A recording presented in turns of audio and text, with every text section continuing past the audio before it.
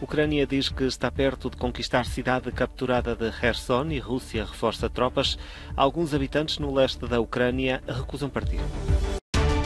Putin prevê o fim do domínio ocidental. O Ocidente tenta desesperadamente governar o mundo, diz o líder do Kremlin.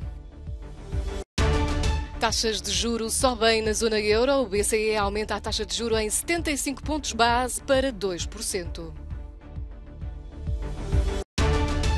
2023 vai ser pior do que 2022 na Europa, avisa a diretora-geral do FMI em entrevista à Euronews. Na Ucrânia, muitos habitantes recusam abandonar as cidades da linha da frente, apesar dos bombardeios russos. Bakhmut, no leste do país, é um exemplo. A Ucrânia continua a ganhar terreno e prevê-se que a batalha pela região anexada de Kherson, no sul do país, seja a maior desde o início da guerra. Aos avanços ucranianos, a Rússia responde com ataques de artilharia e drones. Em 2 dias foram libertados pela Rússia mais de 30 drones. Os defensores do nosso céu impediram que os abutres do nosso inimigo entrassem no interior do país e abateram 23 drones de fabrico iraniano.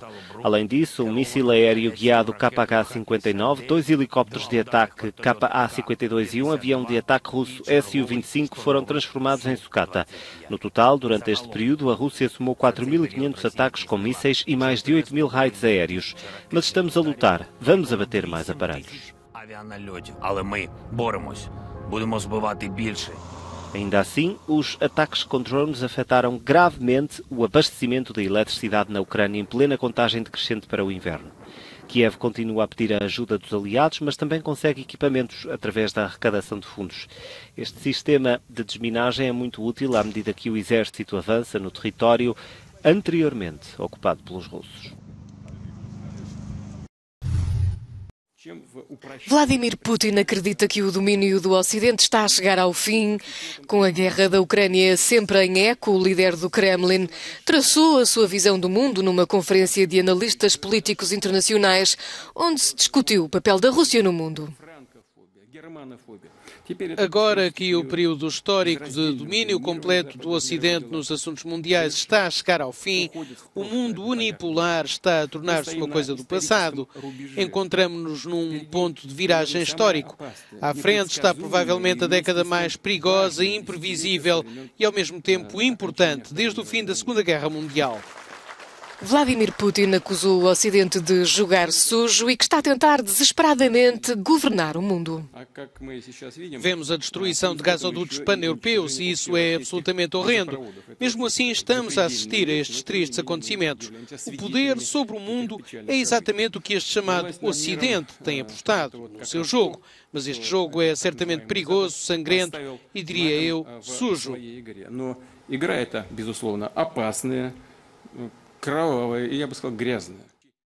O conselheiro presidencial da Ucrânia descreveu o discurso de Putin como sendo freudiano, pois acusa os outros de tudo o que faz, prevendo que também quem semeia vento escolhe tempestades e que a tempestade está a chegar.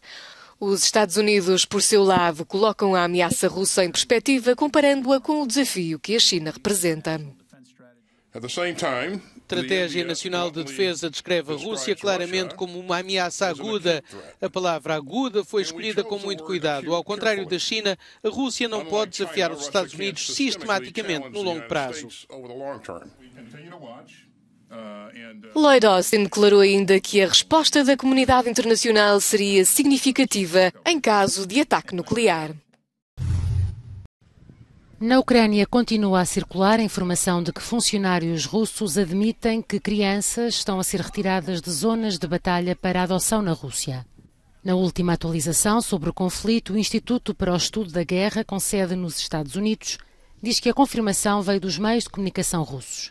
Esta quarta-feira escreveram que a comissária russa para os direitos da criança adotou uma menor ucraniana que foi deportada de Mariupol e explicou que o seu gabinete está a reabilitar crianças ucranianas de zonas de combate ativo.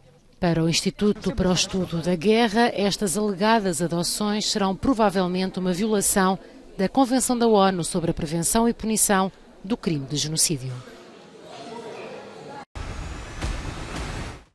O Banco Central Europeu decidiu continuar a subir as taxas de juros na reunião desta quinta-feira. A taxa de refinanciamento do BCE, ou taxa diretora, sobe em 75 pontos base para os 2%, isto apesar do risco de recessão. O banco pretende continuar a endurecer as condições de acesso ao crédito para travar a procura. É provável que a atividade económica na zona euro tenha abrandado significativamente no terceiro trimestre do ano e esperamos um novo enfraquecimento no resto deste ano e no início do próximo ano. Ao reduzir os rendimentos reais das pessoas e ao aumentar os custos para as empresas, a inflação elevada continua a amortecer as despesas e a produção. As perturbações graves no fornecimento de gás continuam e a confiança tanto dos consumidores como das empresas diminuiu rapidamente, o que também pesa sobre a economia.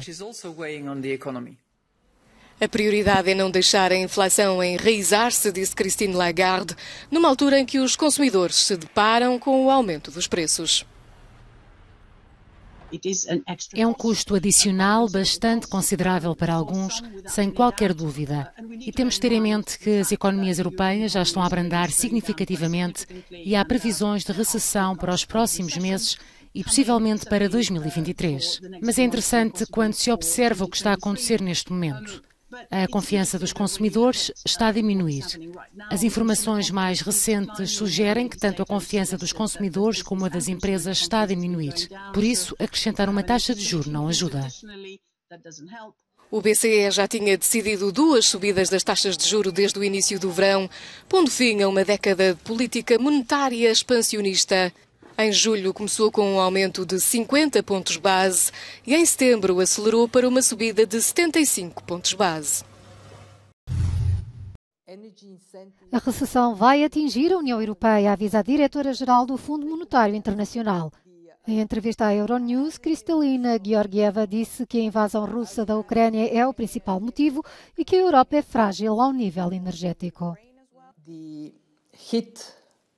O impacto nas economias europeias é tal que esperamos que metade dos países da zona euro tenham pelo menos 2 trimestres de crescimento negativo. Por outras palavras, uma recessão.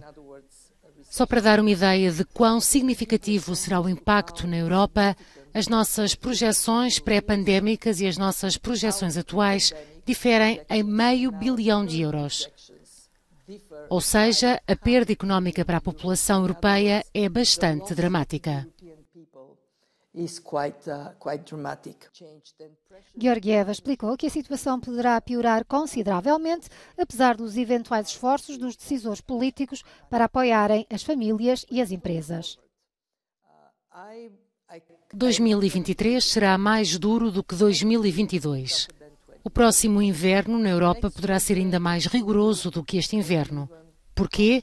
Porque os decisores políticos europeus agiram muito rapidamente para armazenar os depósitos de gás.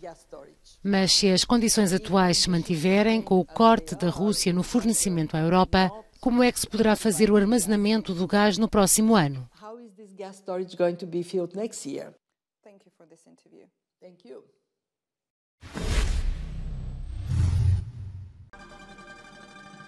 Com mais de 50 anos de carreira e mais de 80 milhões de discos vendidos em todo o mundo, Jean-Michel Jarre regressa com Oxymore.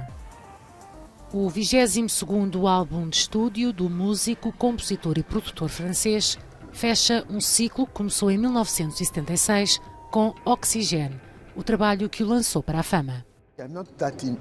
Não estou muito interessado pela tecnologia técnica, mas apenas em ser como uma esponja ou um ladrão, apropriando-me de algumas ferramentas que já existem, de certa forma como uma espécie de bad boy.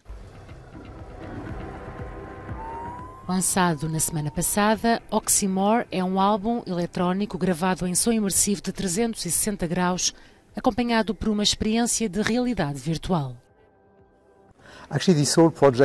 Este é apenas um dos primeiros projetos concebidos e compostos em 360 graus e em multicanal. O estéreo não existe na vida real. Quando ouvimos sons, é o ambiente à nossa volta e os nossos ouvidos, como seres humanos, que estão a criar a perspectiva em áudio. Aos 74 anos, Jean-Michel Jarre interessa-se por explorar a realidade virtual e encontrar novas formas de apresentar a sua música.